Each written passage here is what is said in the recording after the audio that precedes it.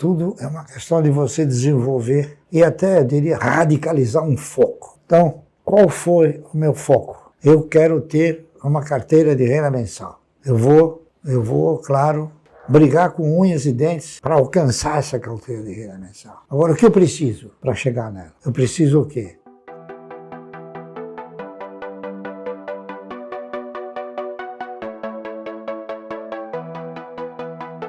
Conscientizar o cidadão brasileiro de que ele não precisa abandonar a renda fixa, né? Ele tem que usar a renda fixa para tentar manter o seu poder de compra ali no curto prazo, manter uma reserva de emergência e uma reserva de oportunidade para manter aportes constantes, contribuir para a sua própria previdência, só que nas empresas, né?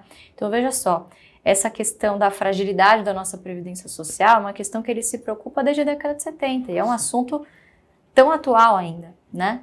Então, a gente já rodou algumas simulações. Se você fizer uma contribuição pelo teto, que hoje é de R$ 877, ao final de 35 anos, que é o tempo mínimo de contribuição, você vai ter um total de 0 patrimônio lá na frente, né? Recursos esses administrados pelo Estado, que a gente sabe que é extremamente ineficiente como gestor, né? E distribuidor de recursos.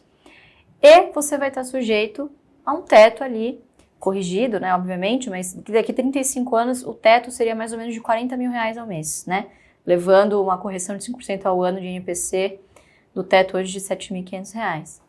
Essa mesma simulação, esse mesmo aporte mensal de R$ 877, num investimento, sendo bem conservadora, considerando uma taxa de 10% ao ano de rentabilidade, somando dividendos, tudo aquilo que você, né, porque em determinado momento aquilo que você coloca no bolso, a empresa te entrega igual, né? Tem uma zona de arrebentação em que a própria empresa, os próprios dividendos da sua carteira já tem uma robustez tal que você não precisa mais tirar do seu bolso. Então, essa mesma projeção de 35 anos no investimento previdenciário em bolsa, uma carteira de renda mensal, como ele fala, geraria um patrimônio de aproximadamente R$14 milhões e uma renda equivalente mensal a R$110 mil. Quer dizer, muito superior. E 35 anos passam voando, né? Passam voando. Olha só, desde a tese, desde a pesquisa, foi 1970. A gente já tem 53 anos desde então. E o mais interessante disso tudo é que continua super atual. A gente está falando de uma pesquisa da década de 70. A Luiz não mudou. A Luiz citou vários fatores em que o mundo está completamente diferente. A gente tem uma assimetria de informação menor, a gente tem a pessoa física podendo acessar a Bolsa de Valores de maneira mais simples, mas continua válido, né, Bassi? O que mudou foram os valores. A grande realidade é essa. Na ocasião, nós detínhamos, não é isso? Recursos provenientes dos dividendos, recursos menores, é claro, porque a posição era menor. Então, existe também uma coisa, existe um aprendizado do mercado. Nós concentramos o nosso direcionamento, a nossa filosofia, a busca por novas oportunidades e por novos valores, sempre no mercado. E o mercado nos ensina coisas incríveis que a maioria não quer escutar e não quer. Por exemplo, a Klabin me ensinou uma coisa que eu falo para todos e que as pessoas não conseguem avaliar essa simetria. A Klabin me ensinou que dividendo você ganha por quantidade possuída, não por valor aplicado. Sabia disso? Sim. O mercado não sabe disso. O mercado fala, dividendo, mas o que é valor aplicado? Entendeu? O que é quantidade possuída? Não é isso? Então o mercado me ensinou isso. Me ensinou, eu apliquei no projeto. E aplico no projeto. Então a Klabin ela paga um dividendo assim. E eu recebo isso de dividendo. Por quê? Porque eu tenho isso de ações. Então ela me ensinou. E a gente tem que fazer isso. A função de uma instituição brasileira que se preze com vocês é justamente isso. É tentar mostrar para o indivíduo algo que vai lhe causar benefício, não malefício. Tá certo? Sim. E esse é o meu legado. Esse é o legado que eu quero deixar. Esse é o projeto que eu quero desenvolver. eu gostaria que nós fôssemos uma instituição que ensinasse a todos como conseguir um conforto financeiro. Tá certo? Exato. Para ser um vitorioso é preciso você se dedicar, é preciso você analisar estratégias, é preciso você seguir parâmetros, ser disciplinado e ter paciência. Sem dúvida, sem dúvida. Eu acho que... Essa é a minha mensagem. Não, e uma mensagem extremamente válida e com muita coisa para tirar, né, Barsi? Eu acho que tem um ponto aqui que eu queria tocar também, que vocês falam bastante, enfim, acho que tem bastante coisa de vocês na internet também, e uma das coisas que mais me chama a atenção é exatamente esse ponto que a gente estava conversando um pouquinho, alguns minutos atrás, que é a processualização dessa tomada de decisão. Porque muita gente, às vezes, entra na bolsa no momento de taxa de juros mais baixa, e aí a taxa de juros começa a subir, a pessoa sai da bolsa, e aí ela acaba vendendo quando está barato, comprando quando está caro, e vocês processualizaram isso durante um período longo de tempo, com um foco de ter uma carteira previdenciária e com foco em alguns setores. Qual que é o principal X da questão aqui? O que vocês enxergam que foi o diferencial de vocês, ou o diferencial da carteira previdenciária, da tese Ações Garantem o Futuro, de tudo isso para vocês chegarem onde vocês chegaram e para passar esse conhecimento, como você colocou, Barsi, que é uma vontade sua, para passar esse conhecimento para todo mundo que vai estar assistindo o evento? Eu diria o seguinte, eu diria que tudo é uma questão de você desenvolver e até, eu diria, radicalizar um foco. Então, qual foi o meu foco? Eu quero ter uma carteira de renda mensal. Eu vou, claro, brigar com unhas e dentes para alcançar essa carteira de renda mensal. Agora, o que eu preciso para chegar nela? Eu preciso o quê? Eu preciso estabelecer uma prioridade. Qual é a minha prioridade? A minha carteira de renda mensal. Tá certo? Então, estabelecendo essa prioridade, tudo aquilo que aparece para mim comprar, para mim desenvolver, eu pergunto, é minha prioridade? Não, então não quero. Tá entendendo? Então, o meu tem que saber dizer não, né? O meu foco é um foco radicalizado. É o foco da carteira de renda mensal. Por quê? Porque se eu quero formar uma carteira de renda mensal, por que eu vou vender? Senão eu não tenho. Se eu vender, não tenho mais a renda mensal.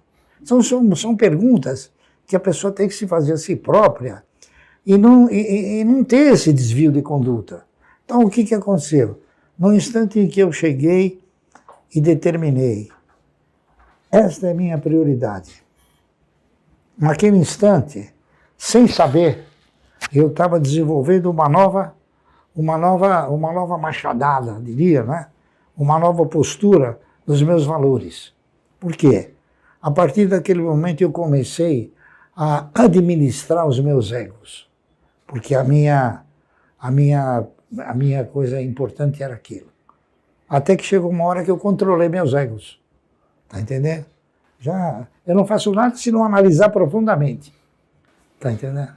Então, a prioridade acabou me ajudando em outros valores também. Acabou me ajudando em administrar os egos e controlar os egos. Então, eu sempre penso de uma forma, não é única, mas minha de pensar, não é? Por exemplo, se eu posso ter um veículo que me leva e me traga com conforto, né? Por que eu tenho que depositar meu dinheiro para Mercedes-Benz? Fica comigo. Claro. A Mercedes-Benz não tem a minha grana.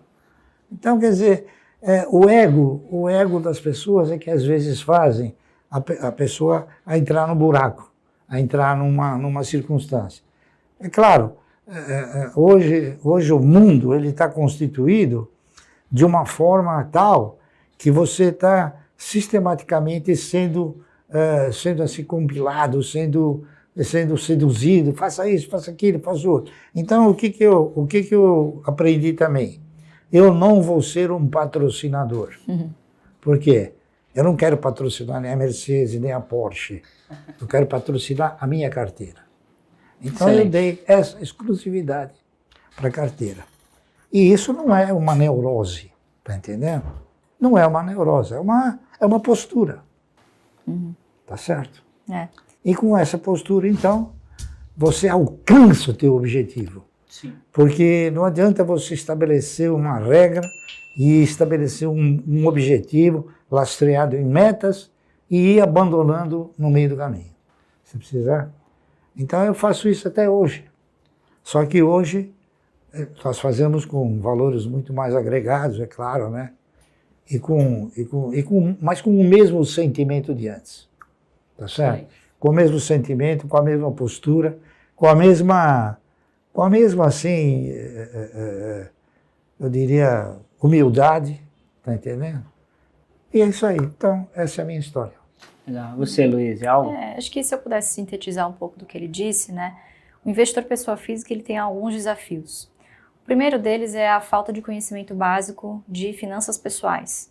Sim. Então, para você ter a renda passiva, obrigatoriamente você tem que ter a renda ativa, suplantando esses aportes mensais e constantes ao longo do tempo, certo? O segundo desafio, ele está aqui, é mental, né? E ele tem que, obviamente, passar por diversas tentações que as próprias instituições financeiras, que o próprio mercado colocam para esse investidor, como a gamificação, estímulo ao jogo, né? Tudo isso estimula um comportamento muito mais de jogatina do que propriamente de investimento a longo prazo. Então a gente gosta de sintetizar a estratégia dele com algo muito simples, tá? Você quando está na bolsa, você está simplesmente escolhendo de quem você vai ser sócio, pelo maior período possível, né? Então, o que a gente procura aqui? Comprar boas ações de boas empresas a bons preços que paguem bons dividendos. E essas condições, elas são atemporais e você pode usar em qualquer mercado do mundo. Não conhece limites geográficos. Em qualquer lugar do mundo você pode encontrar uma boa empresa a bom preço. A gente faz isso aqui no Brasil porque a gente vê muita oportunidade, né, pai? Muito mato alto ainda para comprar. Nossa. Muitas empresas com margens excelentes, com excelente governança, que você não vê, inclusive, com vantagens competitivas muito fortes, né, em cada um dos seus negócios. E o que a gente busca são negócios, na medida do possível, que sejam perenes, que consigam gerar um bom fluxo de caixa, né, porque acho que a grande diferença daqueles que procuram crescimento, que esse crescimento pode não vir, todo o valor desse tipo de empresa está na perpetuidade, sim, certo? Uma empresa que paga dividendos, você vê, o gestor ele se vê obrigado a remunerar o seu acionista, o que sobra ele precisa de fato empregar em investimentos que tragam taxas de retornos que realmente valham a pena. Então, quer dizer, ele tem recursos mais escassos e, obviamente, quando ele precisa investir um volume maior, ele recorre àquele acionista cativo. Né? Então, obviamente que ser acionista exige também não só momentos em que você recebe dividendos, mas momentos que você tem que contribuir para que essa empresa continue gerando fluxos de caixa que alimentem uma carteira de dividendos. Né? Então, é uma relação de parceria que você tem que desenvolver. Né? Então, raramente a gente faz vendas, é sempre pensando de quem eu vou me tornar mais sócio. Né? Então, obviamente que esses são desafios de mentalidade, né? De você empregar os seus recursos corretamente, que você não ensina uma população que está tão acostumada com o correntismo a fazer uma coisa dessas assim numa velocidade tão rápida. Claro. Né? Então, imagina, ele vem fazendo isso desde a década de 70, a gente vem fazendo desde 2018. Então, é um trabalho de formiguinha, é um trabalho geracional também. Então, a gente acredita que a próxima geração vai estar muito melhor, sim, informada pelos seus pais, né, pelos seus familiares, de como seguir essa trajetória.